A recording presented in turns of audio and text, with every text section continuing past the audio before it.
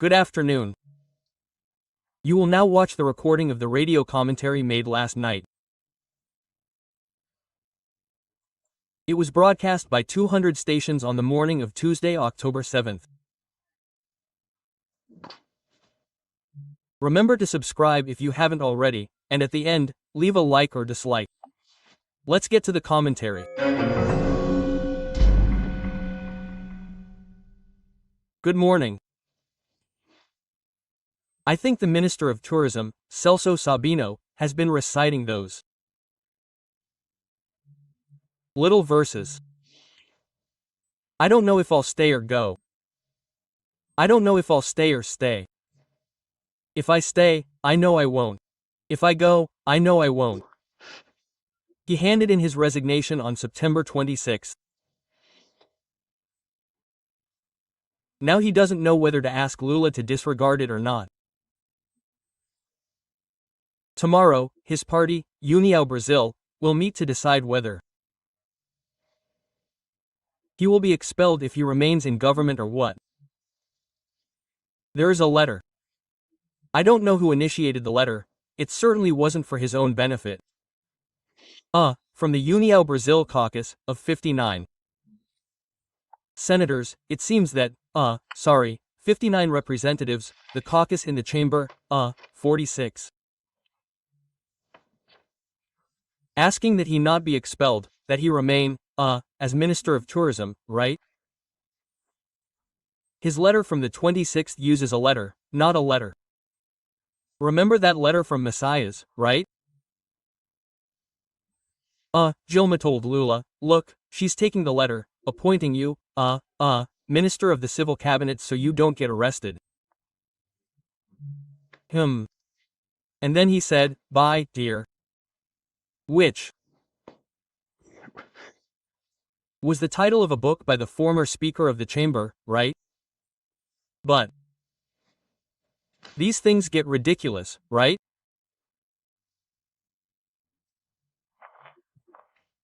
A person clings to a position as a mere assistant to the President of the Republic, when the much greater, much more noble position is the one in which he is representing 142,326 voters whom he let down, betrayed the power of attorney by accepting a government position.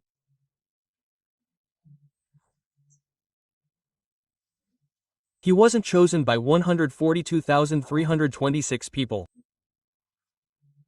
from Para to be a minister. He was chosen to represent them in the federal chamber. I'm repeating this because it's a matter of political culture, otherwise, we'll never solve this country's problems. Representation is one of them, and those represented are simply betrayed, left behind. Even Eduardo Bolsonaro himself, when he wanted to be ambassador in Washington, was going to leave behind 1,806,000 voters from Sao Paulo. That's crazy, right? But anyway, it will be decided by the Brazilian Union. You saw, right? It's confirmed that Sergio Moro is a defendant, right? Of a crime of slander committed in 2022. In other words, he hadn't even been elected senator yet, but normally. The process continues after he returns to being a regular person, right? But it's up to the Supreme Court, these weird things that you can't understand. And no one asked the Senate if he could be a defendant or not, right? Well, these are very strange things. Another strange thing is, I don't know what happened to Minister Gilmar Mendes. He's always so careful, and he got really careless back in Portugal, right? And here he talked about creating an anti-magnetic law. I can't understand it. Well, this law will be valid in the United States, but he'll create the law, but he's not a legislator, he's a judge. He decides whether or not the Constitution applies, or whether the issues, if laws are constitutional or not, right? That's what he decides. But Congress makes laws. And there's no point in creating an anti-magnetic law, because it will only be in effect if it's the same anti-magnetic law that's in force in the United States. It's that simple. The Magni Law, which isn't in effect here, isn't in effect in the United States. In other words, Brazilian interests in the United States that are connected to those who were sanctioned, like Alexandre de Moraes, for example, will be affected, right?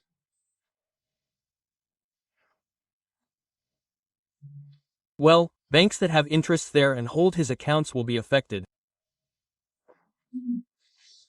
But in the United States, they won't be able to operate in dollars anymore. They won't be able to make transfers. Yeah, that's it. But it's not in effect here, I think. Well, what about Portugal? So he decided to teach the Portuguese government a lesson, saying that immigration legislation needs to be changed urgently because it's chaotic and disorganized, right? Wow, is he asking for a persona non grata? Chega has already spoken out. It's the second largest force in the National Assembly. I don't understand his carelessness, because he has interests in Portugal.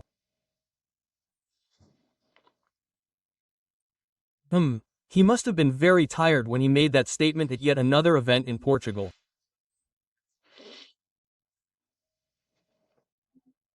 And well, just to wrap up, right? I told you the other day that the Argentine justice system is